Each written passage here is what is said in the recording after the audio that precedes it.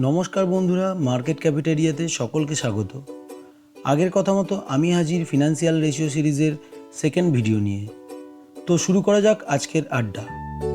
EPS অর্থাৎ earnings পার share, মানে বুঝতেই পারছেন কোম্পানির আর্নিং এবং শেয়ার দুটি গুরুত্বপূর্ণ টার্মই এখানে উপস্থিত। একটি ভালো স্টককে বাঁচতে হলে তার ফিনান্সিয়াল রেশিওগুলির গুরুত্ব অপরিসীম, যেগুলির মধ্যে সর্বাধিক জনপ্রিয় একটি রেশিও এই ইপিএস। যদি ওভারভিউ দিই তাহলে এটা বলা যায় যে ইপিএস এমন একটি নাম্বার যেটির দ্বারা আমরা জানতে পারি একটি কোম্পানি নির্দিষ্ট একটি টাইম পিরিয়ডে তার প্রত্যেক শেয়ার পিছু সে কত টাকা ইনকাম করছে। এটি এমন একটি নাম্বার যেটি দেখে আমরা কোম্পানির আর্নিং পাওয়ার বুঝতে পারি। আর এটা তো আমরা সকলেই জানি যে কোম্পানির আর্নিং পাওয়ার যত বেশি তার সাস্টেনেবিলিটিও তত বেশি। তো চলুন দেখে নিই এই ইপিএস কিভাবে ক্যালকুলেট করা হয়। আমরা যদি নির্দিষ্ট কোনো টাইম পিরিয়ডের ইপিএস বার করতে চাই তাহলে সেই পিরিয়ডের নেট ইনকাম থেকে প্রেফার্ড ডিভিডেন্ডসকে বিয়োগ করে average number of shares outstanding দিয়ে ভাগ করতে হবে। EPS equal to net income minus preferred dividends divided by average number of shares outstanding. উদাহরণস্বরূপ, যদি কোনো এক কোম্পানির সেই ফিনান্সিয়াল ইয়ারের নেট ইনকাম 100 কোটি হয় এবং সেই কোম্পানি তার শেয়ার হোল্ডারদের 10 কোটি টাকা প্রেফার্ড ডিভিডেন্ড দিয়ে থাকে এবং কোম্পানির অ্যাভারেজ আউটস্ট্যান্ডিং শেয়ার যদি 10 কোটি হয়, তাহলে ওই কোম্পানির সেই ফিনান্সিয়াল ইয়ারের ইপিএস দাঁড়াবে 9 টাকা। এটি আমরা বার করব ওই ইপিএসের সূত্র দিয়ে, অর্থাৎ ইপিএস ইকুয়াল টু 100 কোটি মাইনাস 10 কোটি ডিভাইডেড বাই 10 কোটি ইকুয়াল টু 9 টাকা। মানে ওই কোম্পানি তার প্রত্যেক শেয়ার থেকে 9 টাকা আর্ন করছে। এখানে যে কথাটা বলার সেটি হলো প্রত্যেক কোম্পানি কিন্তু প্রেফার্ড ডিভিডেন্ডস দেয় না। সেক্ষেত্রে তাদের কোনো ডিভিডেন্ডস না থাকার কারণে ইপিএস দাঁড়ায় only net income divided by average number of outstanding shares, অর্থাৎ EPS equal to net income divided by average numbers of outstanding share.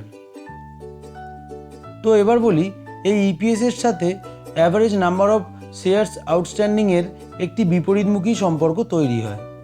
মানে নাম্বার অফ আউটস্ট্যান্ডিং শেয়ার যত বাড়ে ইপিএস তত কমে, আবার নাম্বার অফ আউটস্ট্যান্ডিং শেয়ার যত কমে তার ইপিএস তত বাড়ে। মানে ওই অনেকটা পাটিগণিতের ব্যস্তানুপাতিক অঙ্কের মতো।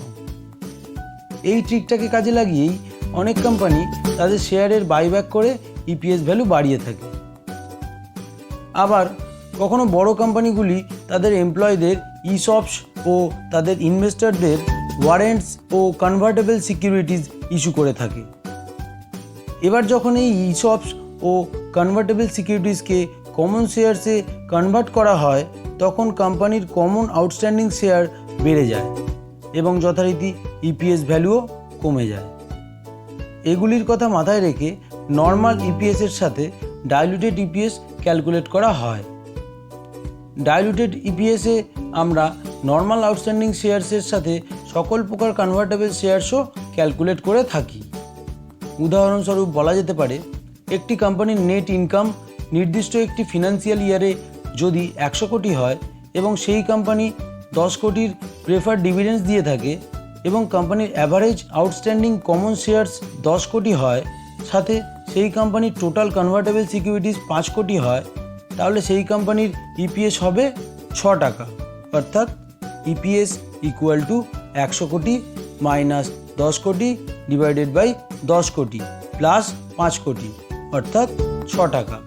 এটিকেই আমরা বলবো ডাইলুটেড ইপিএস। ইপিএসের ব্যবহারের কথা যদি বলি, একটি কোম্পানির আর্নিং পাওয়ার আমরা এই ইপিএস দেখেই বুঝতে পারি।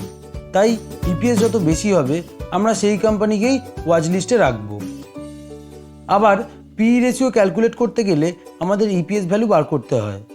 তবে এক্ষেত্রে যেটি আমাদের সকলের জানা দরকার সেটি হলো লেটেস্ট ফিনান্সিয়াল ইয়ারের স্টেটমেন্ট অনুযায়ী যদি হাই বা লো ইপিএস দেখে আমরা কোম্পানির সাস্টেনেবিলিটি বা প্রফিটেবিলিটিকে জাজ করি তাহলে আমরা ধোঁকা খেয়ে যেতে পারি।